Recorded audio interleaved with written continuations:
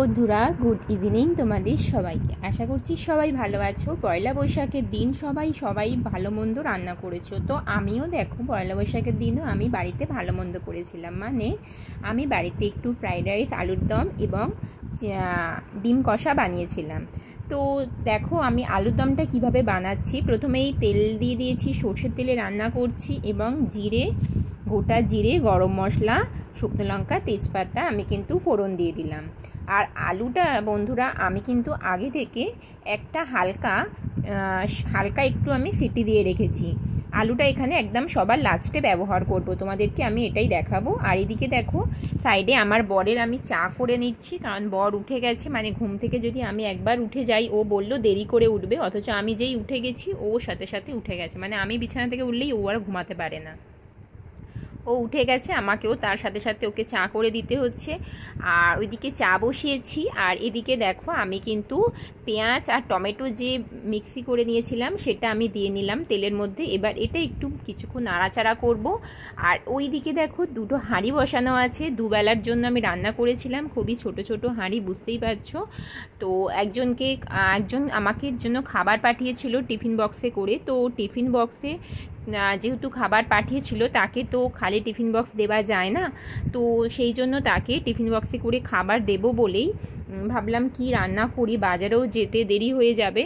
তো সেই জন্য ডিম, আলু যা ছিল ঘরে তাই দিয়েই রান্না করে আমি আমার সাধ্যমতো টিফিন বক্সে করে খাবার দিয়ে তার বাড়িতে পৌঁছে দিয়ে এসেছি। অ্যাকচুয়ালি আমার বরের বন্ধু ছিল, সে অফিসের কালিগ ছিল, তাকে আর কি সে আমার জন্য একদিন খাবার পাঠিয়েছিল। তো খালি টিফিন বক্স আমি দেবো না বলেই ওতে ভরে আজকে দিয়ে এলাম, পয়লা বৈশাখের দিন দিয়ে এলাম। তো বন্ধুরা দেখতেই পাচ্ছ, সেই জন্য দুটো হাঁড়িতে কিন্তু আমি ফ্রাইড রাইস বানিয়ে নিয়েছি। আর ফ্রাইড রাইস বানানোটা তোমাদের সাথে আমি শেয়ার করতে পারিনি বন্ধুরা, এতটাই তাড়াহুড়োর মধ্যে রান্না করছিলাম।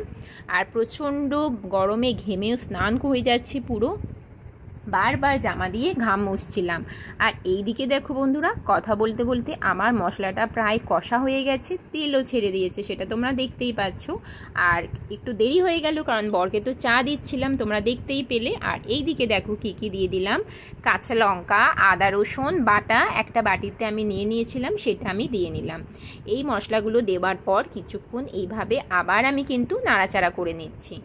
আর বন্ধুরা তোমরা নিশ্চয়ই পয়লা বৈশাখের দিন ভালো মন্দ বাড়িতে খেয়েছো, বড় বড় রেস্টুরেন্টে গেছো, নিশ্চয়ই তোমরা কোনো না কোনোভাবে বাংলার বছরের প্রথম দিনটা খুব ভালোভাবে এনজয় করেছো। তো আমিও বন্ধুরা সারাদিন ঘরে আছি, ঘরে থেকে ভীষণ এনজয় করেছি। আর সন্ধেবেলা তো আমি বেরিয়ে পড়েছিলাম, সেটা তোমাদের সাথে আমি আগেই শেয়ার করে নিয়েছিলাম যে আমি পুরীর মন্দিরে রওনা দিয়েছিলাম সন্ধেবেলায়। তো সকালবেলাটা এইভাবে পালন করেছি বাড়িতে খাওয়া দাওয়া করে। তো বন্ধুরা কথা বলতে বলতে দেখো আমার মশলা কিন্তু প্রায় অনেকটা কিন্তু কষা হয়ে গেছে। এইবার কিন্তু আমি তেল নুন ঝাল দেবার পালা। তো দেখো বলতে বলতে আমি যে মশলাগুলো ছিল, জিরে গুঁড়ো, ধনে গুঁড়ো, গুঁড়ো লঙ্কা, কাশ্মীরি মির্চ, সব কিছুই মশলা কিন্তু এক এক করে আমি দিয়ে নেব। আর তোমরা একটা জিনিস খেয়াল করবে বন্ধুরা, তোমরা যদি কখনো চাও মশলা একটা বাটির মধ্যে সব মশলাগুলো একসাথে মিক্স করেও দিতে পারো। আবার তোমরা যদি কখনো চাও মশলাগুলো এভাবে কড়ার মধ্যে ডাইরেক্টও দিতে পারো। তো একটা বাটির মধ্যে তোমরা যদি একটুখানি জল দিয়ে গুলে দাও, তাতে টেস্টটা খুব ভালো আসে। তো দেখো আমার যেহেতু তাড়াহুড়ো ছিল ভীষণ, তো আমি এইভাবেই দিয়ে নিলাম। আর দেখো মটরশুঁটি আমি কিনে এনেছিলাম কিন্তু ভীষণ শুকিয়ে গেছিলো, সেই জন্য মটরশুঁটিগুলো আমি জলে ভিজিয়ে রেখেছিলাম। আর যখন জলে ভিজিয়ে রেখেছিলাম মটরশুঁটিগুলো অনেকটা বড় বড় ফুলে উঠেছিল। আর তারপরে দেখো আমি আগে থেকে যেহেতু মটরশুঁটিটা সেদ্ধ করিনি, আমি কিন্তু এইভাবেই মটরশুঁটিটা একেবারে কষার সময় কিন্তু দিয়ে নিলাম। আর সেটা তোমরা দেখতেই পাচ্ছ বন্ধুরা।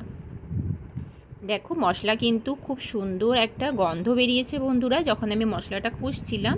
আর আমার কিন্তু বন্ধুরা আলু কিন্তু সেদ্ধ করা আছে, আমি সেদ্ধ আলুটা দিয়ে এখানে কষবো না, কারণ আলুটা অনেকটাই সেদ্ধ হয়ে গেছে, এখানে দিয়ে নাড়াচাড়া করলে গলে যাবে।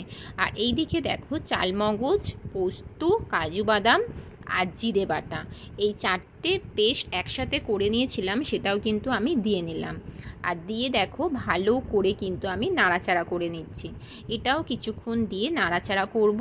আবার আমি একটুখানি কিন্তু যখন হালকা তেল ছাড়বে তখনের জন্য আমি অপেক্ষা করব। আর বুঝতেই পারছো যেহেতু একটা লোককে দেবার আছে, একটা তারা আমাকে খাবার পাঠিয়েছিল, তাকেও তো ভালো মন্দ খাবার করে দিতে হবে। তো আমার সাধ্যমতো বন্ধুরা আমি এটাই দিয়েছি। আর দেখতেই পেলে বন্ধুরা আমার কিন্তু স্বাদ মতো আমি নুন দিয়ে নিলাম। তোমরা অবশ্যই স্বাদ মতো নুনটা ব্যবহার করবে বন্ধুরা। তো দেখো আমি স্বাদ মতো নুনও দিয়ে নিয়েছি, আর মশলাটা অনেকক্ষণ কষা হয়ে গেছে, তেল ছেড়ে গেছে, তোমরা দেখতেই পাচ্ছ। এবারে আমি কিন্তু এক এক করে আমি কিছুটা পরিমাণ আগে জল দিয়ে নেব, নাড়াচাড়া করব, তারপরে আলুগুলো কিন্তু এক এক করে দিয়ে দেব।